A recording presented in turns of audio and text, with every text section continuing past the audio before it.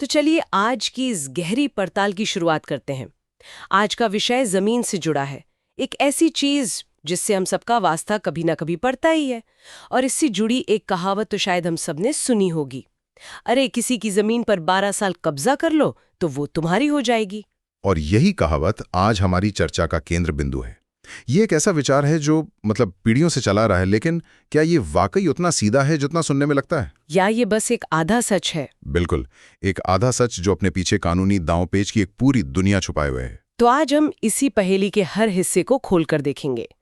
हमारे पास भूमि स्वामित्व के कानूनी सिद्धांतों और सुप्रीम कोर्ट के कुछ बहुत ही जरूरी फैसलों पर आधारित स्रोत हैं। हमारा मिशन साफ है, ये समझना कि आखिर जमीन का असली मालिक कौन है और अपने मालिकाना हक को मजबूत कैसे बनाया जा सकता है। रजिस्ट्री, कब्जा और कानून, इस उलझन को आज सुलझाते हैं। तो सबसे पहले इसी 12 साल वाले नियम की चीर-फाड़ करते हैं। ये सुनने में तो एक साधारण गणित जैसा लगता है। 12 साल पूरे करो और जमीन के मालिक बन जाओ। लेकिन कानून इसे कैसे देखता है? यहीं पर सबसे बड़ा भ्रम छिपा है। कानून की नज़र में हर कब्जा एक जैसा नहीं होता। वो कब्जे की प्रकृति और इरादे को बहुत गहराई से देखता है। इसे समझने के लिए दो चीजें सबसे जरूरी हैं। क्या है वो? पहला, कब्जे का चरित्र क्या है, और दूसरा, असली मालिक की भूमिका क्या रही है। इसे एक उदाहरण से समझते हैं। मान लीजिए मैंने अपने किसी दोस्त को अपनी खाली पड़ी जमीन पर कुछ साल रहने की इजाजत दे दी कि भाई जब तक मेरा कोई प्लान नहीं बनता तुम इस्तेमाल कर लो। तो क्या वो 12 साल बाद आके कह सकता है कि अब ये जमीन मेरी है? कभी नहीं। आपके उदाहरण में ही जवाब छिपा है। इजाजत? जी हाँ, इजाजत। इसे कानून की भाषा में अनुमति से कब्जा या परमिसिव पोजेशन कहते हैं। इसका सबसे क्लासिक उदाहरण है किराएदार। हमारे स्रोत में सुप्रीम कोर्ट का एक फैसला इसी बात को साफ करता है। किराएदार मालिक की अनुमति से रहता है, उसका इरादा कभी मालिक बनने का होता ही नहीं, इसलिए उसका कब्जा कभी भी शत्रुतापूर्ण नहीं माना जा सकता। वो चाहे 50 साल भी रह ले, मालिक नहीं बन सकता। शत्रुतापूर्ण कब्जा या हॉस्टाइल पोजेशन, ये शब्द ही अपने आप में बहुत कुछ कहता है।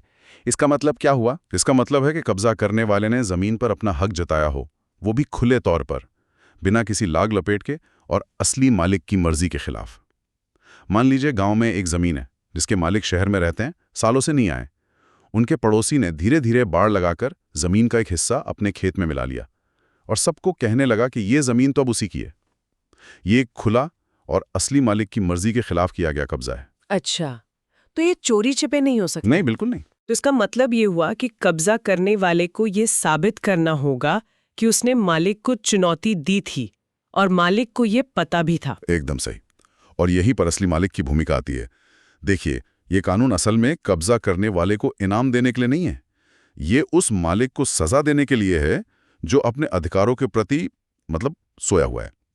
अगर किसी ने आपकी जमीन पर जबरदस्ती कब्जा कर लिया और आप पूरे 12 साल तक चुप बैठे रहे, कोई कानूनी कार्रवाई नहीं की, कोई आपत्ति नहीं जताई, तो कानून ये मान लेता है कि आपने अपना हक छोड़ दिया है। इसीलिए कहते हैं मालिक की 12 साल की निष्क्रियता ही कब्जा करने वाले को अधिकार देती है। तो ये कानून कब्जा करने वाले को इनाम नहीं दे रहा, बल्कि उस मालिक को सजा दे रहा है जो लापरवाह है। ये एक तरह से यूज इट और लूज इट का सिद्धांत हुआ। आप इसे ऐसे ही समझ सकते हैं। ठीक है, तो मान लीजिए किसी की जमीन पर कब्जा हो गया। पहली और स्वाभाविक प्रतिक्रिया तो यही होगी कि 4 लोगों को साथ ले जाकर कब्जा हटा दिया जाए, लड़ाई झगड़ा किया जाए। तौर पर चेतावनी देते हैं। कानून का सिद्धांत यह है कि कोई भी, यहां तक कि असली मालिक भी, कानून को अपने हाथ में नहीं ले सकता। अच्छा जी, अगर आप बल प्रयोग या मारपीट करते हैं तो जमीन का असली विवाद तो पीछे रह जाएगा और आपके ऊपर मारपीट, शांति भंग करने जैसे आपराधिक मामले दर्ज हो सकते हैं। मतलब अपनी जमीन छुड़वाने के चक्कर में कोई खुद अपराधी बन सकता है। ये तो बहुत ही उलझी हुई बात है। हाँ, और ऐसा करके आप अपना सही दावा भी कमजोर कर लेते हैं। न्याय व्यवस्था का काम अदालत का है, किसी व्यक्ति का नहीं। तो सही तरीका लड़ना नहीं, बल्कि कानूनी रूप से लड़ने की तैयारी करना है। तो वो सही तैयारी क्या है? सही कदम क्या होने चाहिए? 3 तत्काल कदम। पहला, सबूत इकट्ठा करें। जैसे ही कब्जे का पता चले तुरंत उस जगह के वीडियो और तस्वीरें लें। कोशिश करें कि उनमें तारीख और समय भी दर्ज हो। दूसरा, तुरंत पुलिस में लिखित शिकायत दर्ज कराएं। हाँ, पर पुलिस तो अक्सर इसे दीवानी मामला बताकर टाल देती है, कहती है कोर्ट जाइए। बिल्कुल, ये बहुत आम बात है, लेकिन आपको इस पर अड़े रहना है। भले ही पुलिस तुरंत कब्जा ना हटाए, आपकी शिकायत का दर्ज होना ही एक आधिकारिक रिकॉर्ड बन जाता है। यहाँ अदालत में इस बात का मजबूत सबूत है कि आप निष्क्रिय नहीं थे, आपने तुरंत आपत्ति जताई थी। और तीसरा कदम? तीसरा, अगर स्थानीय थाने में सुनवाई ना हो तो पुलिस के उच्च अधिकारियों जैसे एसपी या कमिश्नर के पास शिकायत लेकर जाएं। आपकी पहली प्रतिक्रिया ही ये तय करती है कि आपका केस आगे चलकर कितना मजबूत होगा। तो मतलब कानूनी कार्रवाई का पहला कदम है सबूत और शिकायत। जी। लेकिन जब मामला कोर्ट पहुंचेगा तो सबसे पहले जज क्या देखेंगे? यकीनन मेरे दस्तावेज। तो चलिए अब दस्तावेजों पर आते हैं। मेरे पास अपनी जमीन की रजिस्ट्री यानी सेल डीड है। क्या ये मेरा अभेद्य कवच है? ये कवच का सबसे जरूरी हिस्सा है, लेकिन ये अकेला अभेद्य नहीं है। हमारे स्रोत यहाँ एक बहुत बड़ी गलतफहमी को तोड़ते हैं कि अकेली रजिस्ट्री ही सब कुछ है। असल में वो तो सिर्फ कहानी की शुरुआत है। अच्छा, तो रजिस्ट्री के अलावा और क्या? रजिस्ट्री के तुरंत बाद जो सबसे जरूरी काम है वो है दाखिल खारिज, जिसे म्यूटेशन भी कहते हैं। ये वो प्रक्रिया है जिससे सरकारी रिकॉर्ड में, जिससे नगरपालिका या तहसील के रिकॉर्ड में पुराने मालिक का नाम हटाकर नए मालिक का नाम दर्ज किया जाता है। इसे थोड़ा और आसान करते हैं। इसे ऐसे समझिए, रजिस्ट्री एक एडमिशन स्लिप की तरह है जिससे आपका कॉलेज में दाखिला हो गया, लेकिन दाखिल खारिज स्कूल के रजिस्टर में आपका नाम दर्ज करवाने जैसा है। जब तक रजिस्टर में नाम नहीं चढ़ेगा तब तक कॉलेज आपको आधिकारिक तौर पर अपना छात्र नहीं मानेगा। सही है। वैसे ही बिना दाखिल खारिज के सरकार की नज़र में जमीन अभी भी पुराने मालिक की ही है। बिल्कुल। ये बहुत महत्वपूर्ण जानकारी है। और तीसरा स्तंभ क्या है? तीसरा और शायद सबसे मजबूत स्तंभ है अधिकारों का रिकॉर्ड। इसे अलग अलग राज्यों में खतौनी, खतियान या जमाबंदी कहते हैं। ये जमीन का एक तरह से जन्म प्रमाण पत्र और रिपोर्ट कार्ड सब कुछ एक में ही है। इसमें लिखा होता है कि जमीन का असली मालिक कौन है, उसका क्षेत्रफल कितना है, उस पर कोई लोन या कानूनी विवाद तो नहीं चल रहा। और स्रोत इस बात पर जोर देते हैं कि अदालत में सिर्फ इसकी प्रमाणित प्रति ही भरोसेमंद सबूत मानी जाती है। फोटोकॉपी नहीं चलेगी? नहीं, फोटोकॉपी की कोई कानूनी मान्यता नहीं होती। तो मतलब असली सुरक्षा का फॉर्मूला है सेल डीड प्लस दाखिल खारिज प्लस खतौनी में आपका नाम। एकदम सटीक। ये आपके मालिकाना हक की त्रिमूर्ति है। ये तो साफ है कि दस्तावेज कितने जरूरी हैं। लेकिन अब उस स्थिति पर आते हैं जहां मामला अदालत की दहलीज पर पहुंच चुका है। यहाँ दो चीजों की टक्कर होती है। एक तरफ वो व्यक्ति है जिसका जमीन पर कब्जा है और दूसरी तरफ वो जिसके पास दस्तावेज है। जज इस लड़ाई को कैसे देखते हैं? देखिए, अदालत में दो चीजों की ही टक्कर होती है, कब्जा यानी पोजीशन और टाइटल यानी टाइटल। टाइटल का मतलब है आपके मालिकाना हक के कानूनी दस्तावेज, आपकी रजिस्ट्री, दाखिल खारिज और खतौनी। सुप्रीम कोर्ट ने अपने कई फैसलों में बार बार ये साफ किया है कि इन दोनों की लड़ाई में कौन जीतेगा। और वो फैसले क्या कहते हैं? हमारे स्रोत में कुछ प्रमुख केसों का जिक्र है। पहला है नायर सर्विस सोसाइटी का केस। इसमें कोर्ट ने एक सीधा और स्पष्ट सिद्धांत दिया, टाइटल हमेशा कब्जे से बड़ा होता है। टाइटल इज पैरामाउंट, यानी जिसके पास वैध दस्तावेज हैं, जिसके पास टाइटल है, वही असली मालिक है। ये तो सीधी बात हुई। हाँ, ये एक बुनियादी नियम है। लेकिन फिर रामगोड़ा केस में एक बहुत दिलचस्प बात सामने आई जो इस सीधे से नियम को थोड़ा उलझा देती है। बिल्कुल, और ये समझना बहुत जरूरी है। उस केस में कोर्ट ने कहा कि अगर कोई व्यक्ति लंबे समय से शांतिपूर्ण कब्जे में है, भले ही उसके पास टाइटल ना हो, तो असली मालिक भी उसे जबरदस्ती नहीं हटा सकता। उसे भी उसे हटाने के लिए कानूनी प्रक्रिया का ही पालन करना होगा। लेकिन क्या ये थोड़ा विरोधाभासी नहीं लगता? एक तरफ कानून कहता है कि टाइटल वाला ही असली मालिक है और दूसरी तरफ वो मालिक को अपनी ही जमीन से कब्जा हटाने से रोक रहा है। ऐसा क्यों? ये विरोधाभासी लगता है, लेकिन इसके पीछे कानून व्यवस्था बनाए रखने का एक बड़ा सिद्धांत है। कोर्ट ये नहीं कह रहा कि कब्जा करने वाले का हक है। कोर्ट ये कह रहा है कि विवाद सुलझाने का तरीका कानूनी होना चाहिए, सड़क पर लड़ाई करके नहीं। अगर मालिकों को जबरदस्ती कब्जा हटाने की छूट दे दी जाए तो हर गली मोहल्ले में हिंसा फैल जाएगी। अच्छा, तो ये नियम कब्जे को अधिकार नहीं देता, बल्कि कब्जाधारी को गैर कानूनी बेदखली से बचाता है। हाँ, और मालिक को कानून का रास्ता अपनाने के लिए मजबूर करता है। और फिर आता है सबसे जरूरी केस, गुरुद्वारा साहिब बनाम ग्राम पंचायत का मामला। ये इस पूरी बहस का निचोड़ लगता है। एकदम सही। इस केस ने प्रतिकूल कब्जा यानी एडवर्स पोजेशन के सिद्धांत को पूरी तरह साफ कर दिया।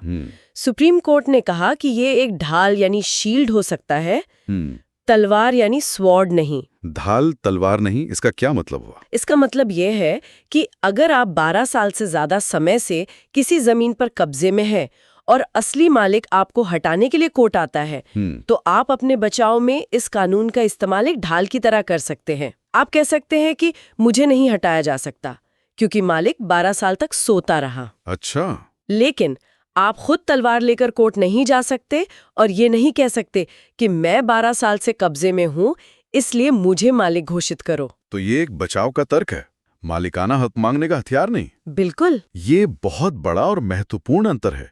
तो आप इस कानून के आधार पर खुद को मालिक घोषित करवाने के लिए केस नहीं कर सकते। नहीं कर सकते। ये सिर्फ आपको बेदखली से बचाने का एक सीमित अधिकार देता है।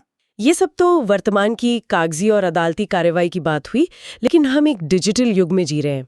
भविष्य में क्या बदल रहा है?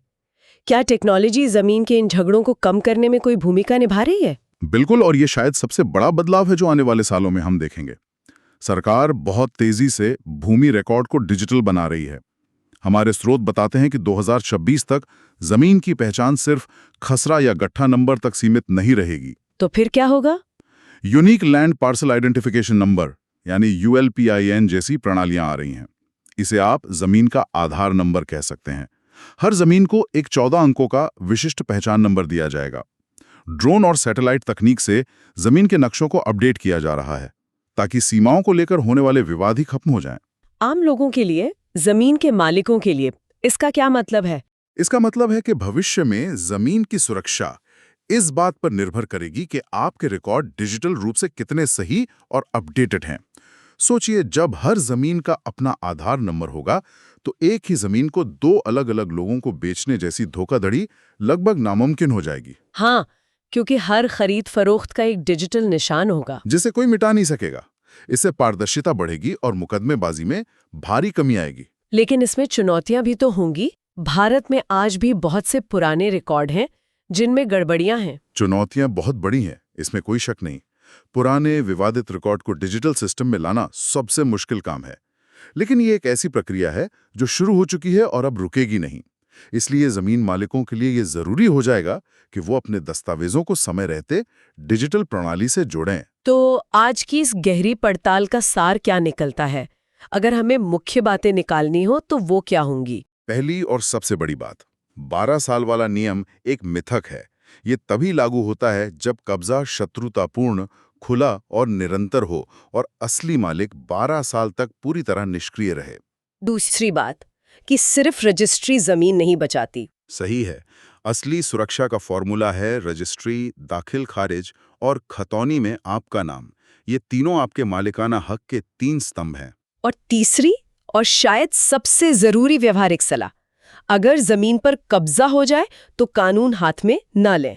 हिंसा से बचें और तुरंत सबूत इकट्ठा करके कानूनी रास्ता अपनाएं। आपकी पहली प्रतिक्रिया ही आपके केस की दिशा तय करती है। और अंत में, जैसा कि हमारे स्रोत में कहा गया है, सिर्फ रजिस्ट्री जमीन नहीं बचाती, सही दस्तावेज, समय पर उठाया गया कदम और कानूनी समझ ही आपकी असली ढाल है। बिल्कुल सही। आज की चर्चा एक विचारणीय सवाल छोड़ जाती है। हमने देखा कि कानून कुछ शर्तों के तहत लंबे समय से चले आ रहे शांतिपूर्ण कब्जे को भी एक तरह का संरक्षण देता है, यहाँ तक कि असली मालिक के खिलाफ भी। तो सोचने वाली बात यह है कि न्याय और संपत्ति के नजरिए से किस बिंदु पर एक लंबा, शांतिपूर्ण कब्जा बिना औपचारिक दस्तावेजों के भी अपने आप में एक नैतिक अधिकार का रूप लेना शुरू कर देता है? क्या समय के साथ निष्क्रियता किसी के हक को खत्म कर सकती है और किसी और के हक को जन्म दे सकती है? इस पर सोचिएगा जरूर।